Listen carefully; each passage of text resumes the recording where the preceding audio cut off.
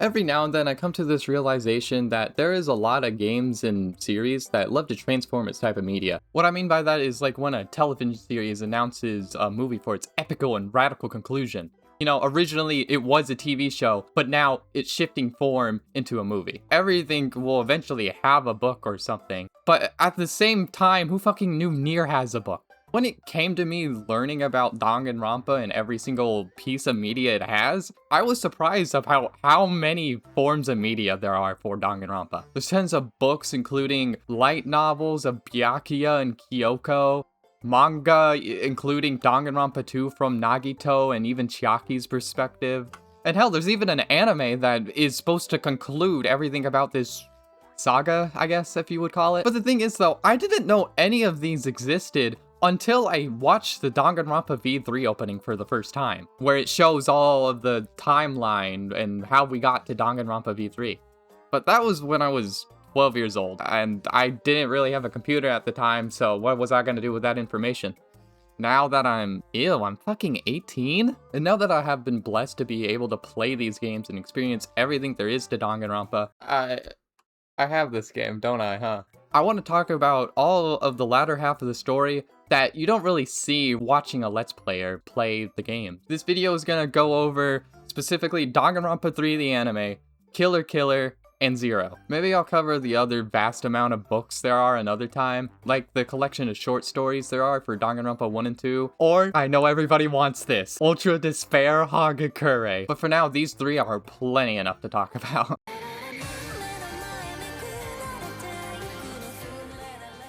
So how Danganronpa 3 is formatted is a little bit weird. It's split off into two arcs, Future and Despair, that end with Danganronpa 2.5 World Ender and a final conclusion called Hope Arc. To watch it right, you gotta watch an episode of Future Arc and then one of Despair Arc, and then go back and forth. For discussion purposes, I'm just gonna start with the entirety of Despair Arc, which covers everything before the tragedy of Hope's Peak Academy, and then move on to Future Arc, which is directly after the events of Danganronpa 2. Alright, it's time to begin the tale of Hope's Peak Academy. The tale of hope ends in utter despair.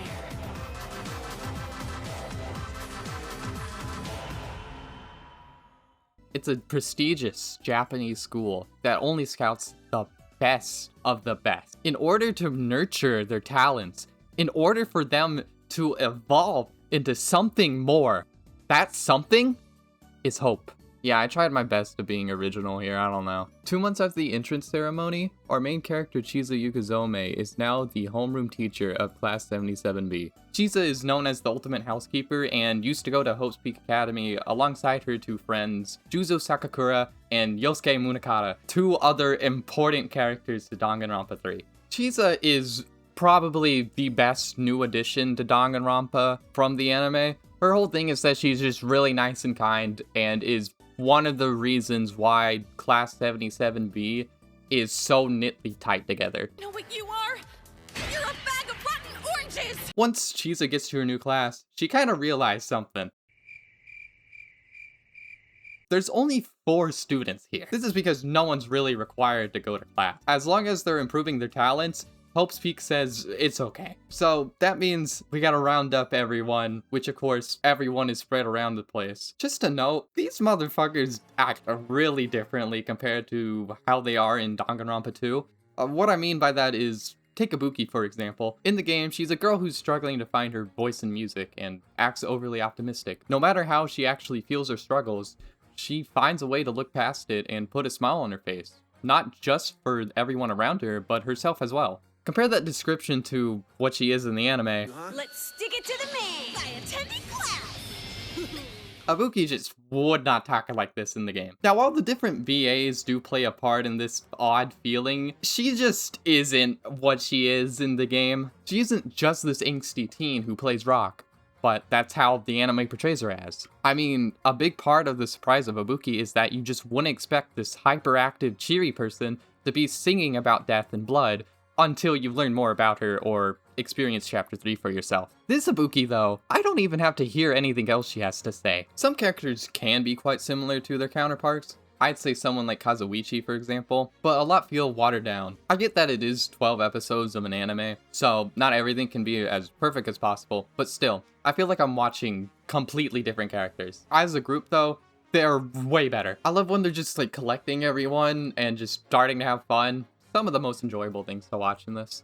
Another big part of this group is also Chiaki. You know how I said Chiza is like a core part of why they feel so connected together? Well, actually, scratch that. It's also Chiaki. Eventually, she even gets like nominated to be like the group leader or the class representative. Without her, there is no Class 77. Character introductions aside, we also get sneak peeks about the layout of Hope's Peak. I think that's my favorite part of the anime, is that they just make Hope's Peak and the surrounding area look so real, like a theme park attraction. I see it, and I immediately get a spark of awe and creativity. Back to the main story. We have everyone in class now, and even got to meet Hajime. Wonder what the fuck's gonna happen to him. And wait a minute! There's an extra desk in the corner! My OC can be lore friendly. So the first half of these episodes are split up into different subplots, a lot of them only lasting a few episodes.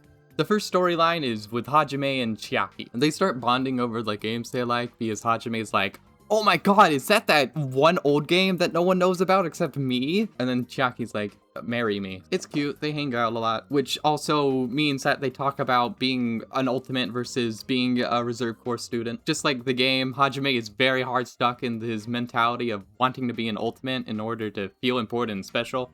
It's his childhood dream after all. And then on the other hand, Chiaki gives him a pretty valid points about how talent like hers isn't that perfect. While he's able to do anything he wants in life, Chiaki is just stuck being the ultimate gamer. Must be nice, being good at something. Whether you have a talent or not, there's no point getting so hung up over it. Huh? I mean, it's not like the be-all end-all. Yeah, but... You have greater freedom than we do. All I have is a pile of video games. Somebody like you can go anywhere. It's a pretty cool, nuanced idea, but of course Hajime takes his thirst for talent to the extreme and signs up for the Kamakura project. So he disappears after the... Wait a minute. Zoom in. Enhance. Holy shit, he has a dent in his head. That guy is the ultimate imposter, actually. Ryota is another Danganronpa 3 only character who is one of the most important characters in this whole series. He is the ultimate animator and is technically part of Class 77. He dreams of creating something that could bring world peace, so he works as much as he can to make that possible, to the point of overexhaustion. Luckily for him though, he gets caught by the ultimate imposter just in time. They make a deal where the imposter takes Ryota's place in class, giving the imposter the identity he so desperately wants, while Ryota gets the freedom to continue animating. But what? He gets sick! He has to go to the hospital, but that's when Junko senses him and says, you're mine now. She decides to help him out and give him everything he needs while he works. But in reality, she's just using him to create a brainwashing video, which also at the time, Junko finds Izuru Kamakura, which was Hajime, and convinces him to start spreading despair. I really like how much Kamakura is in the anime. You only get to see him like a little bit in Ultra Despair Girls and 2, so it's nice to see him a little bit more. There's also some smaller plots that just tie things in together, like even the Twilight Syndrome murder case is featured, with Fuyuhiko's sister threatening to kill Mahiru. It's surprisingly one of the best parts of this anime. It gives a rough estimation on where this was during the time. Not to mention, it also starts to show the cracks of how corrupt Hope's Peak Academy is. There's also whatever the tragic backstory of this trio is. They're more tied into future arc, but all I need to know is that Nagito fucking blows up the school. I wish I was joking. I really wish. So Hope's Peak Academy is not like an average school, of course, so they don't take like tests or anything to like make sure you stay in Hope's Peak Academy. Instead, there's like talent exams where everyone uses their talent in order to show that, hey, I'm actually using my time here wisely and not wasting it. But Nagito sees this as a really bad thing because he doesn't want his friends to accidentally fail and have to leave Hope's Peak Academy. So after failing to convince Chiza to delay these, he goes full-blown, I'm going to bomb the gym. But due to his ultimate luck, he switches duffel bags around, causing this trio to fail their exam and make everyone shit themselves, which eventually Nagito opens the bag and realizes it's the wrong bag, but he also increases the size of Gundam's dog that he was looking for. The other people open the bag and then accidentally trip trigger the explosives, causing not only those three to be expelled, but also Nagito to be expelled. So in a way, he did win and get what he wanted, but also he is stupid and I hate him and he fucking sucks and I kill Nagito with hammers. And since Nagito was part of Class 77, Chiza decides, you know what, I should also take blame for this, because I probably should have been watching out more. She gets downgraded to a reserve course teacher for the rest of the year, which means we get a skip forward. Alright, so this is the second year of Hope's Peak Academy for Class 77. So everyone's having a chill time together. Cool events sometimes happen, like Gundam bringing a bear to school, and Bear Nagito ass. And hell, there's even some Class 78 cameos. But underneath all those fun and games, hell is raining loose. Junko is starting to do Junko things, like the killing game of the student council. Yeah, this scene is fucking crazy. It's really fucked up. You got like this like solemn music playing in the background too. You want together? I'll give it to you! Oh my god, it hurts! It hurts so much! Please, just leave me alone! While you hear everyone screaming, it's fucking beautiful. And sadly, no one lives. Unless...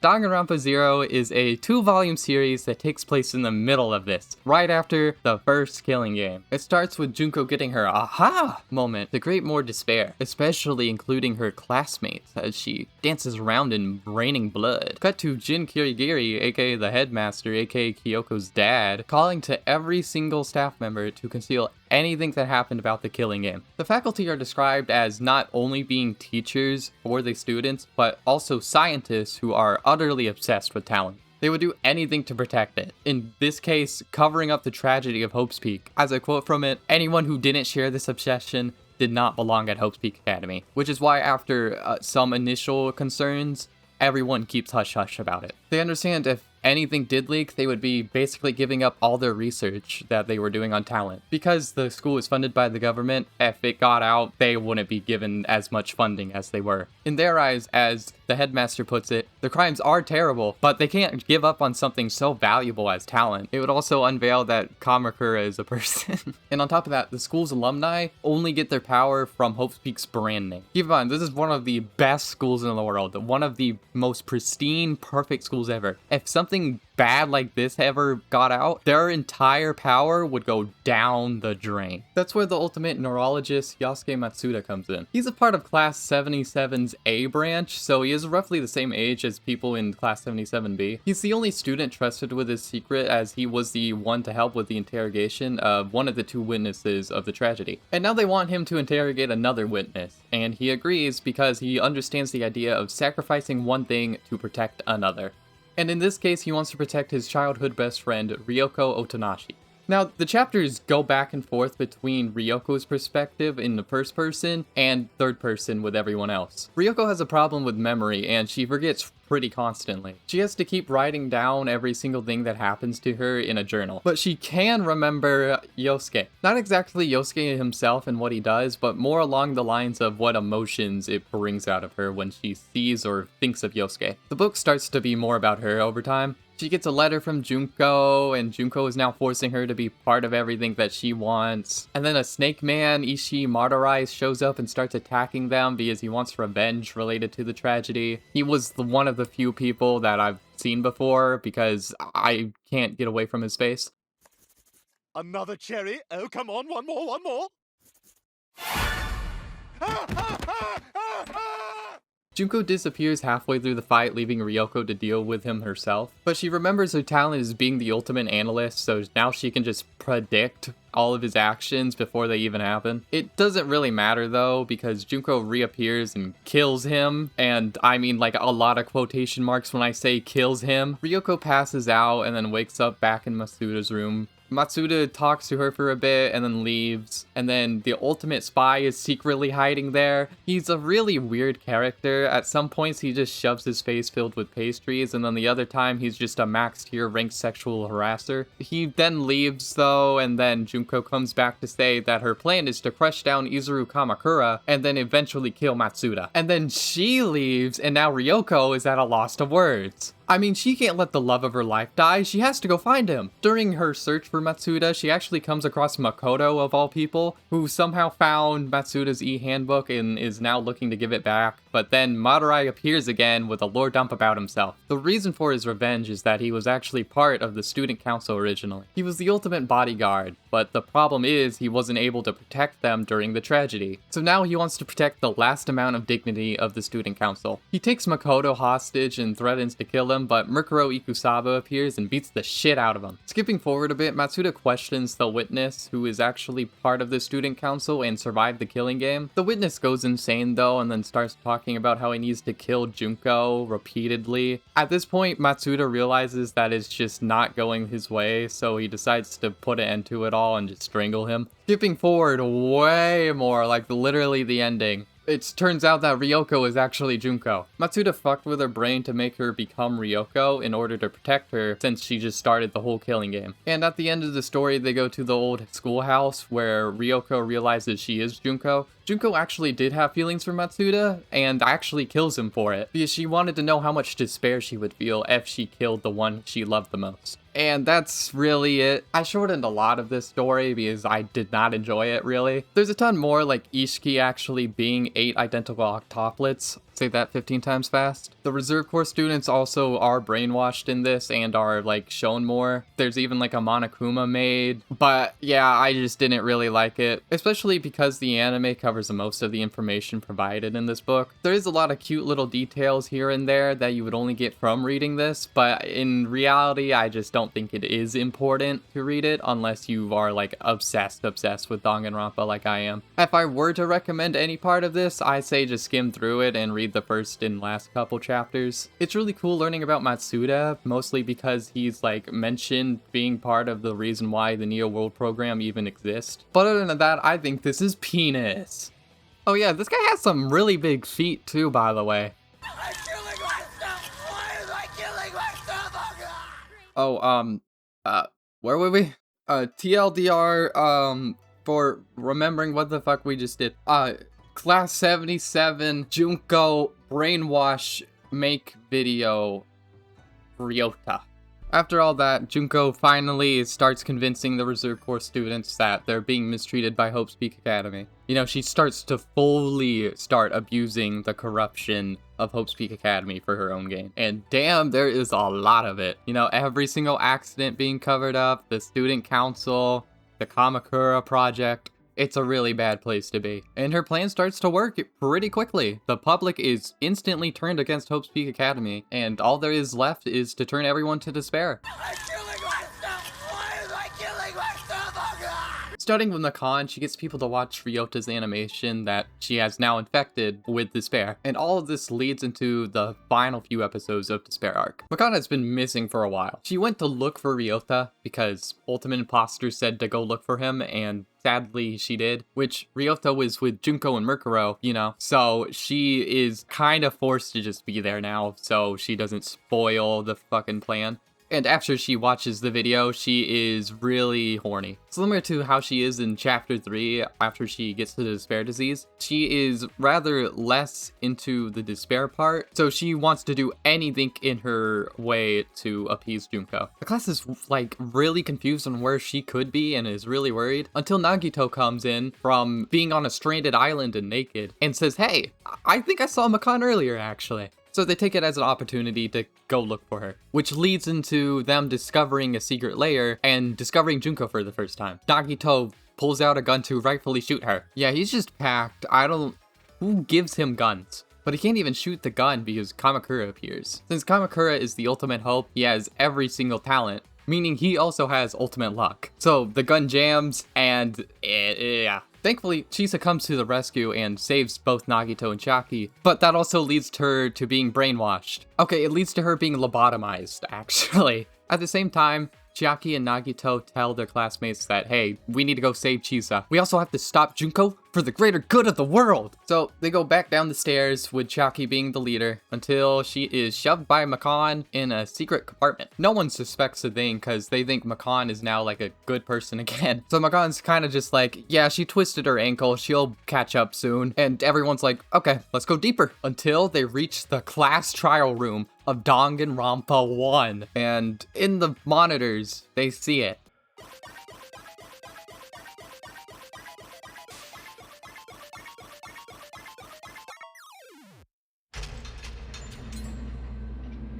Junko has trapped Chiaki into an execution. Every spike she steps on, saw she grazes, they can't stop watching it. Seeing one of their closest friends being killed right in front of them, their group leader, the glue that tied their class together, it's something they've never felt before. It feels strange. It feels almost good to them. And so, blam!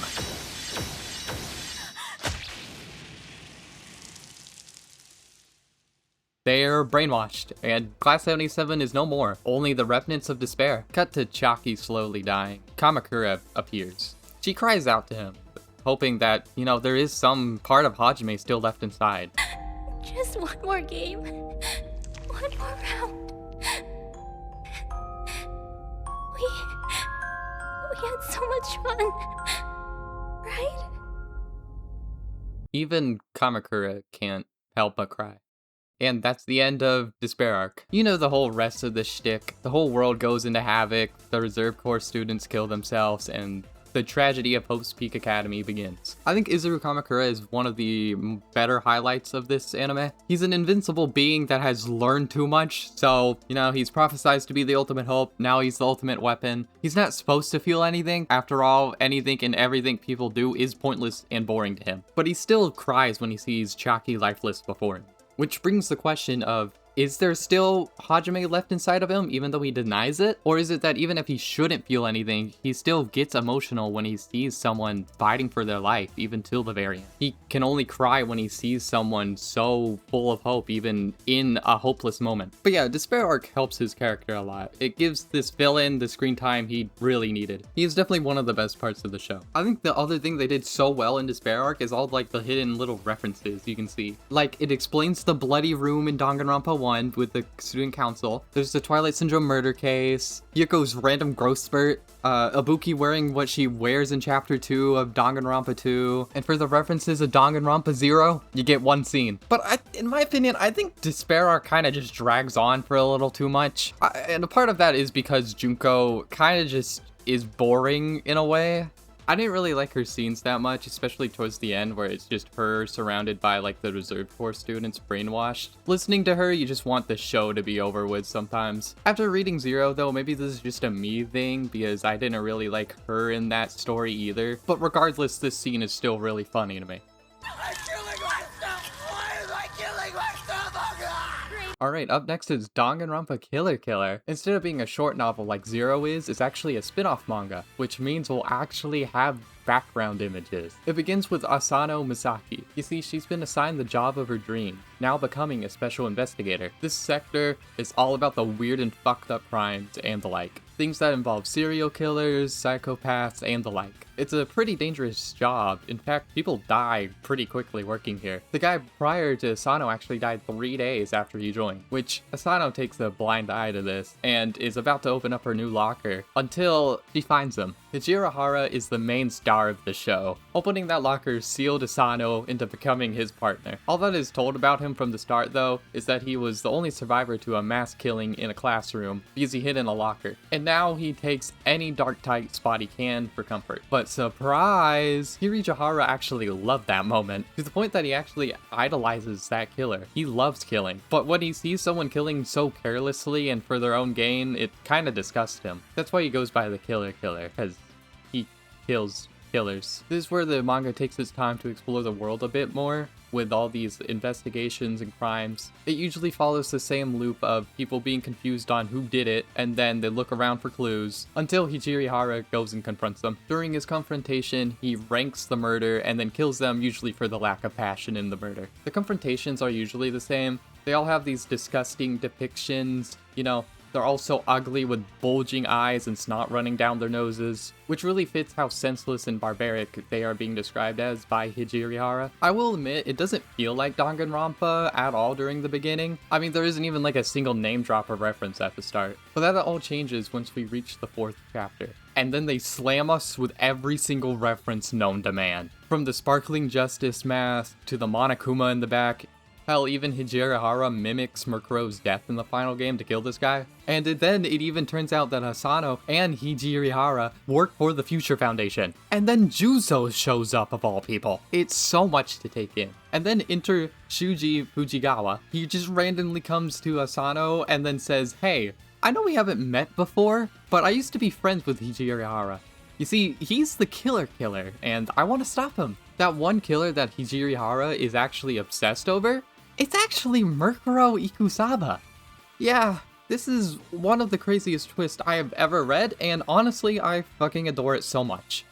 It reveals a lot about him. Connecting how he falls in love so quickly and converting that love into a love of murder because he saw a pretty girl kill, it's really cool and an amazing shock. On top of that, it connects the whole copycat kill he did earlier because it was Murkuro dying. He idolizes Murkuro to the very end, which is then used by Shuji to lure him out into a lose-lose situation. He gets a lot of people who adored Murkuro and they all disguise themselves as Murkuro, and this is all supposed to be a thing for him where it's like a shock therapy to show how vile it is to kill, because it would mean that he would be killing Murkuro, but Hijirihara sees past it and believes that they're all just cheap imitations of the real thing. Then Shuji says that he's actually a killer too, but instead of loving it, he actually finds it really disgusting. The only reason why he's killing in the first place is because he wants to stop Hijirihara from actually killing more. And then he stabs Asano. You know, I was really enjoying my time during the series until this happened. He did not need to do this, but he does it in a desperate attempt to stop Hijirihara. But bam! Oh my god, why are you here of all people? Can you... Okay, you can stay, but yeah, you gotta go in the dumpster, man, I don't know. The Future Foundation arrive, but they're unable to capture Shuji because he slams a smoke bomb and escapes. Afterwards, Hijirihara is tied up for questioning, and thankfully Asano is alive, except now she has a collar on her. When she wakes up, a strange livestream happens with Shuji being the main culprit. He explains that he can't kill every killer individually, especially since more killers can be born. He takes it to the extreme and plants bombs everywhere across the country. Boy, where have I heard that idea before? The only way they can be disarmed is if someone kills Asano. Without much else to do, she runs off to Hijirihara and makes her choice. She wants him to be the one to kill her, and then promise he will never kill again. He runs off with her into the sewers where he agrees to kill her, but first he has to kill Shuji. They start running again, and now they have the Future Foundation who want to arrest them for whatever reason, and everyone else who wants to kill her. And then on top of that, you have the remnants of despair who come out and decide that actually they want to keep her alive in order for the bombs to go off. Just as I thought it couldn't get weirder than all the Murkuro stuff, it just gets bigger and better. They also get stopped by Munakata and Chairman Tengen, who let them go. We'll talk about Chairman Tengen later. Tengen also puts a Tengen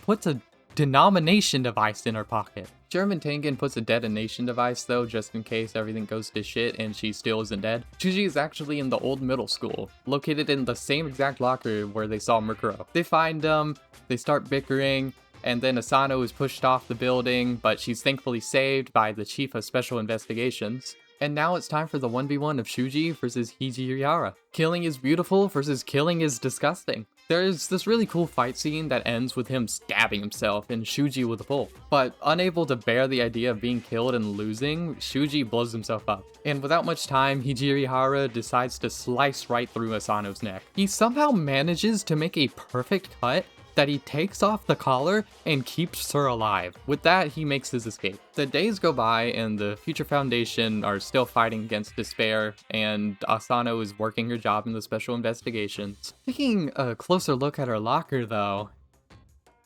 yeah, my goat is alive! He still has his promise to deliver. He has to kill Asano, but at least not right now. They decide to disappear together, and the only thing that remains is a letter stating that he had taken her to their super lover's suicide. And that's it. This is probably my second favorite thing out of Danganronpa, I can't lie. One of my favorite mangas too. It has literally everything I want in a story. From hot men, hot women, really fucked up murders, the correlation between killing yourself and love, and aura farming galore. Not to mention, it gives way more information about the world after the tragedy, and with the remnants of despair being on the loose. We know that the world continued in this weird limbo of normality and chaos. People have jobs and go to school, yet there's still a possibility that Junko and Murkuro randomly decide to wipe out a whole building. I love this setting so much. This manga alone shows that there's so much possibility with what can happen in a world like this. It's crazy too, because I'm pretty sure this shit is just not well liked. If it were, I probably would have already read this. I'd strongly recommend reading this actually. It's only 14 chapters and it's really amazing. Oh yeah, this motherfucker also watched The Killing Game at Hope's Peak. Finally, this random addition about it being recorded was used, and it makes perfect sense for his character. He's probably one of my favorite characters now. Okay, so I've currently edited 30 minutes of this video so far. If you're still watching this, thank you. Oh yeah, and I'm definitely improving over time as I go over myself. I'm stuttering a fuck ton of times in this, and I'm very sorry for that. Next video, I will definitely try to be a little bit more confident in how I speak. I think that's the main problem. I'll also try to find a good position for my microphone next time. I don't really know where to put it right now. Anyways, back to, oh no, I'm killing myself. Alright. We officially reached the last gigantic chunk of Danganronpa 3 Future Arc. It starts off with this really cool monologue explaining about the remnants of despair and their rampage against the world. Essentially, the Future Foundation is the only people who can stop them, and goddamn are these some of the coolest designs ever. You got Gundam being coiled in this giant python, Makan looks like an actual psychopath, and Nagito doing... yeah, I really wish they did way more with these designs, cause surprise, surprise, this is the only time we ever see them ever again. But Future Arc isn't about the remnants of despair, no. It's about the Future Foundation. You see, Future Arc is called Future Arc not because it's set in the future, but it's also because it's about the Future Foundation. So sadly, this is set after Danganronpa 2, everyone's good again. And now Makoto has to stand for what he did in Danganronpa 2, like it was hinted as. So the Future Foundation now live on this island, which was originally another Hope's Peak Academy place, I'm pretty sure. This is in order to protect themselves from the outside world right now. It's still in a state of decay and chaos. Right now, everyone is meeting up in the conference room right now to talk about what to do with Makoto. After all, he did just help the remnants of despair, even though it did work. I am Hajime Hinata! This group is made out of Danganronpa 1 survivors, Chisa and Munakata, Juzo, random person number 1, random person number 2, random person number 3, the trio I fucking hate, etc. They start to argue about some random dumb shit that I don't think anyone cares about. But all that changes once the evil man Makoto Naegi comes in and ruins the fun for everyone. Legitimately, they just stare at him for a solid 30 seconds. It's funny as shit. Which granted, he is seen as a villain to them. He did go back behind everyone and just help evil people. They arrest him on the spot for treason and... yeah, that's pretty fair. After a short break, everyone and somehow Ryota come back together and talk about... oh, the entrance! What's going on? We're under attack. well, I guess it doesn't matter, Monokuma's here now. But Junko is dead. That's impossible. And to hit it off with a bang, the first death already happened.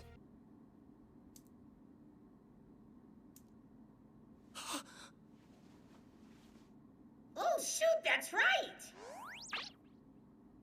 I should have said earlier. But, yeah. The game's already started.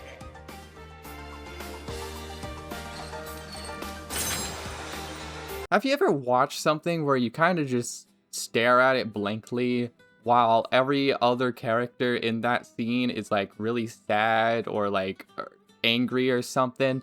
That's how it is for me in this scene. I really like Chisa, but I'm just staring off at these characters who are really, really saddened right now, especially Munakata, and I don't really give a fuck. Which is the point of this scene, by the way. Which then it leads into Despair Arc, the next episode where it kind of leads off with her origin and why she is so important. And then the more you learn about her, the more you learn about Munakata, and then why he's so deranged in this arc. Because Chisa's dying is one of the main driving force for Munakata as a character. Soon after this happens, the rules of the new killing game are explained to everyone. It's really simple. They have a band that they can't take off or will inject them with poison. Also, if they do a forbidden action that's on the band, then they get injected with poison. At the same time, the band also can make them fall asleep. During that period where everyone is asleep, the traitor will wake up and then go kill someone. The goal is to kill the traitor and everyone will be able to escape. I like it. It shakes things up and makes something new, rather than just a boring old killing game that we're used to. And of course, it can't be Danganronpa without the premise of it's also being recorded live. With that being explained, everyone decides to go split up and fight each other for some dumb reason.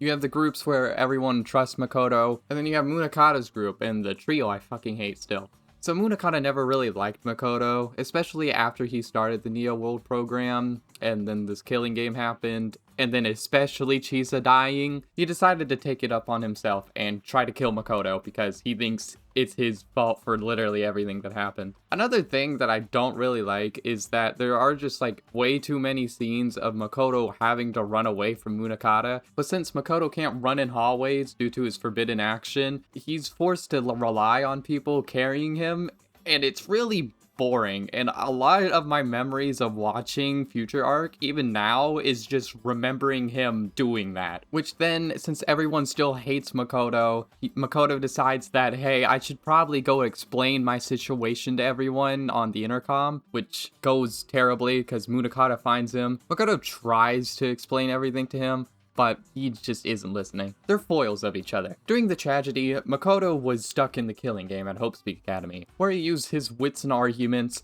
to survive, proving that, hey, you don't have to fight to get Hope to win. Munakata has seen the darkest pit of despair. While Makoto was at Hope's Peak, Munakata was outside fighting for his life every single day. He had to go through bloodshed to live. So Munakata thinks that he has to kill despair in order for Hope to win. It's a weed that he has to pull out. I love that they are technically on the same side, except that they have different viewpoints of their situation. And on top of that, they are both really ignorant. They can't see a different way. They have to fight for what they believe in. But there's something about Munakata to me that I just like hate him. I don't know why. I don't hate him. I just hate him. I think he's a dumbass. He's stupid. He's stupid. He's stupid. He's stupid. He's stupid. Stupid. Stupid. Stupid. Stupid. Which is crazy. Because this is one of the characters that I really should like. He's literally exactly how I would be in this situation. Really headstrong about his idea, really adamant that it's his right way, and is still going to do it even if he is technically wrong. Fun fact, this is the second time I'm recording Future Arc because I went on a 30-minute tangent about why I hated Munakata, but to me, none of my reasoning is really good of why I hate this character. One idea I had is that maybe it's because I just trust Makoto way more than a random character from this anime. Like, I know Makoto from Danganronpa 1, 2, and Ultra Despair Girls. I would rather be on his side more than Munakata's side. Or maybe it wasn't Munakata himself, but the anime, because there isn't really any second thought about Makoto's opinion. Like, the only way to get Hope is by not killing people. That makes a lot of sense to me, right? But even then, I'm still kind of like, why do I hate this character? There isn't really a rhyme or reason to. I just hate him. But I definitely do have a reason why I fucking hate this trio. So while Makoto and Munakata are having gay sex, I guess, these three are on a wild goose chase to kill each other. Why? They still haven't got over the fact that they were expelled from Hope's Peak Academy from Despair Arc. Like, you have been through the, like, actual end of the world scenario, and you are still stuck up this petty about this one thing. I don't know. There is a more backstory given to them, right? Where at the beginning of their friendship, when they were little kids, they actually really enjoyed each other. But then over time, the one girl decided to abuse their relationships more and more and get what she wanted rather than what the other girl wanted. Another thing too is that the girl is really adamant about getting her to eat candy. but the problem is she can't eat candy because she will literally die if she eats it. But like, for some reason, there isn't like a neuron in this girl's brain to like understand that. So like, she's really sad about that still and is thinking that she's actually manipulating. And it's quite literally take this one girl out of the scenario and you have two really likable characters who are actually kind of cool. With her involved, it is the worst trio of characters I think I've ever seen in my entire life. So the one girl turns into the Incredible Hulk and tries to kill her, which almost works because she's really stupid and decides to sit still while she punches a glass window. But can you guess who lives the longest in this? Not only does she live way too long, she literally kills her boyfriend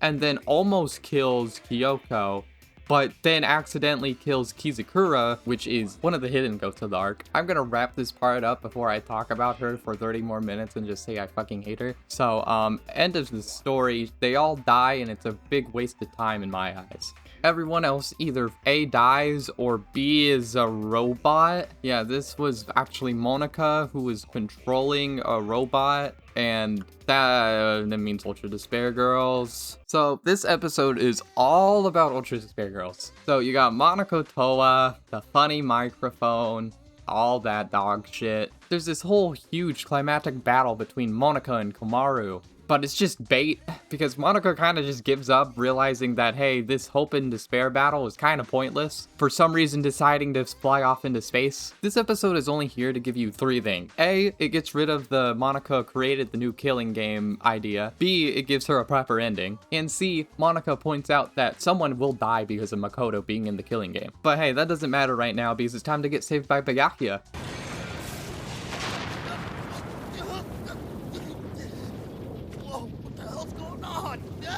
Never mind, it's time to run around again. Slightly before that though, Chairman Tengen and Munakata have a face-to-face where Munakata beats the living shit out of him, and Chairman Tengen tells him something that makes Munakata go even more insane. I really hate this scene because instead of like going to a different one and figuring out what Makoto's doing at that moment, we just sit here. I have no choice but to answer honestly.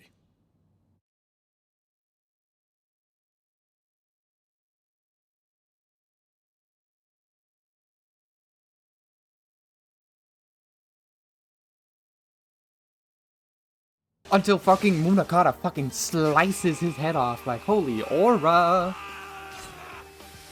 And now he's a Metal Gear Rising character with the only goal of killing literally everyone he sees. So he does that while the remaining survivors meet up together. They have their fun and all, and then Kyoko dies. Yeah, so the person who was gonna die because of Makoto was actually Kyoko. Kyoko's forbidden action was actually keeping Makoto alive past round 4. So she purposely hid that away from him so he wouldn't give up and do something weird. Makoto gets really depressed about this, but then he kind of realizes, hey, Kyoko would not want this. There's a reason why she hid that away from me. So he keeps moving along. Not just for Kyoko, but for the sake of hope. And now he wants to face Munakata once again. It's the battle between the belief that hope spreads and the belief that despair needs to be killed. Makoto gets the living shit beat out of him, by the way. He's about to die, but luckily for him, Munakata's forbidden action is that he can't open doors. Without Makoto being alive to open the door for him, he's stuck in a hallway. Being trapped in the room with Makoto, he's forced to talk it out. This is revealed that Chairman Tengen actually told Munakata that everyone in this killing game is responsible for the situation that they're in, which Munakata took that as in everyone fell to despair, thus they need to all die. But Makoto is able to convince him that fighting wouldn't do anything, and also that they can relate because both of them lost someone due to this killing game. And now no one wants to kill each other, thankfully. But that's not it, they also solved who the killer was because of Kyoko. She theorized in her notebook that no one was actually the traitor. In fact, it's actually the monitors that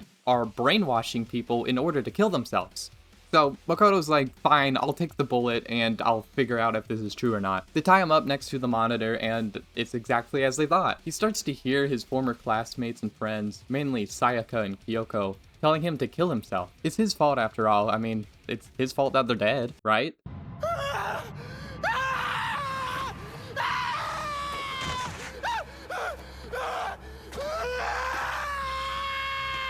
It's a really hard to watch scene. I mean, seeing the ultimate hope so vulnerable to despair, writhing to set himself free and stab himself, is fucked up. Until the hidden goat arrives. Yeah, Juzo Sakakura.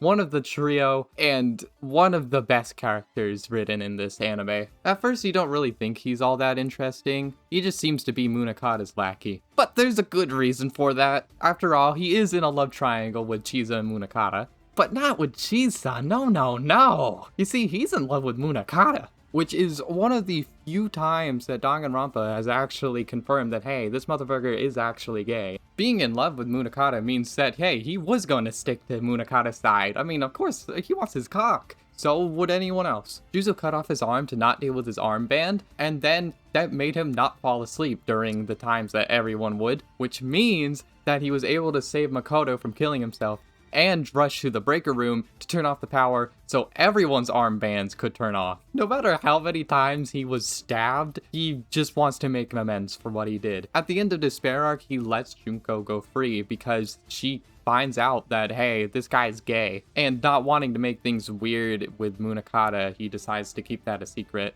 Not thinking that, hey, Junko will cause the end of the world, it's just like a small thing. Munakata goes to run for him, but it's too late. Juzo dies right after he lifts the final lever. Yet again though, it's not something that we can linger on, because it's almost the end of everything now. And the ending of Danganronpa revolves around one person and one person only. Ryota. Ryota could let hope or despair win due to his talent alone. Junko and Tengen know this. Junko used him in Despair arc to make the video, and in this arc, Chairman Tengen uses this killing game in order to convince Ryota to make another brainwashing video, but this time on the side of hope. Chairman Tengen saw the previous brainwashing video, but instead of falling to despair like everyone else, he actually saw that hope was doomed unless they killed despair flat out. Originally, he didn't even plan for Ryota to be in this killing game, he just happened to be there. But it actually works tremendously because Ryota, after experiencing this killing game, falls victim to Tengen's trap and understands everything. To him, he's the problem. Without his work, without his cowardice, none of this would have happened. Wanting to right his wrong, he turned his old brainwashing video into something that could turn anyone to hope. Problem is, it just wouldn't fix anything. It's just brainwashing, and what's the point of living in a world where no one can be themselves? Yet, no one can convince him otherwise, and he brainwashes Aoi to hold back Makoto while he runs off and do his plan. And on top of that, he brainwashes guards to help him. But how are they gonna deal with that? Hell, how would they ever convince him to stop?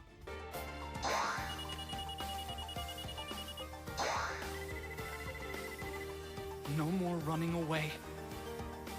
No more second guessing.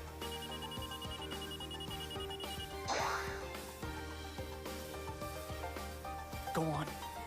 For once in your life, be the hero. Do what has to be done.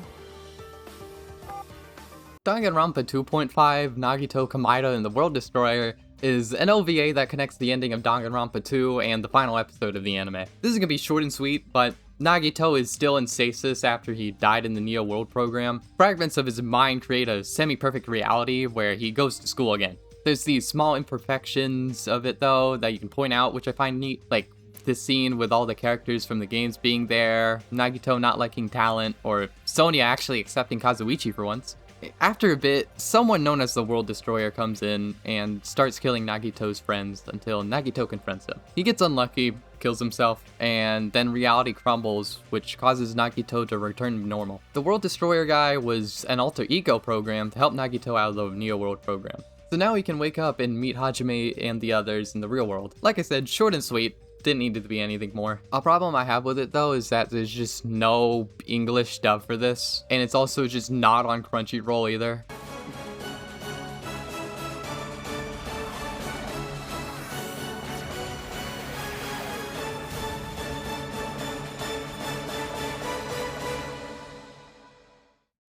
The members of Class 77 swoop into the rescue and start beating up the guards, aura farming galore. And best of all, they're in their Danganronpa 2 outfits. It's time to redeem themselves after literally causing the end of the world. They go up to convince Ryota to stop his plan, because you just can't restart life, but you can continue to improve a shit situation. And then they celebrate on a boat. The end. Okay, there's a tiny bit more to it. Kyoko gets to live because there was an antidote, and then the remnants take the blame for everything that happened in Future Arc. Also, Makoto gets to rebuild Hope Speak Academy. But that's it. It ends on a really good message about never giving up because you have the ability to look forward, but this is also the ending for all of these characters that we know and love. And they don't really have an ending. The only people who do really get an ending are Makoto and Kyoko, who they go and rebuild Hope Speak Academy. The ending gives me a weird feeling. I know Danganronpa loves its open-ended endings, but even then, it feels way more open than what we're used to. Like, where is Class 77 after that? Can we get more information, or no? I think my point is somewhat justified, because there was going to be another episode where they gave us more information about Class 77, and there was going to even be information about those guards they beat up, which is another thing. These guards that fight in this episode are oddly designed. They aren't ordinary basic soldiers. They have personality, which is because they were supposed to be something more than just regular guards, but they were cut out of the story. Overall, I think Danganronpa 3 is a really good anime that definitely has its really strong aspects, but at the end of the day, sometimes just falls short and kinda gets you in this like uneasy area. By all means, this is not a bad anime. And for all the stories I've talked about, I've enjoyed every single part of me reviewing this. Even when I was reviewing Zero or something and I wasn't like as interested, or maybe even the end of Future Arc, I still really loved every single part of it. I'm still really keen on the idea that Danganronpa 2x2 does change the story a tiny bit later on, but yet again, I may just be going insane and have a crippling addiction to being really fucking stupid. But that's it. If you really enjoyed this video and somehow watched the entirety of it through all my stuttering and everything, thank you very much. Please consider liking and subscribing. I kind of do want to like make more of these. My next video probably won't be Danganronpa, but it will definitely be a visual novel. Maybe with hot men. So stay tuned for that, and also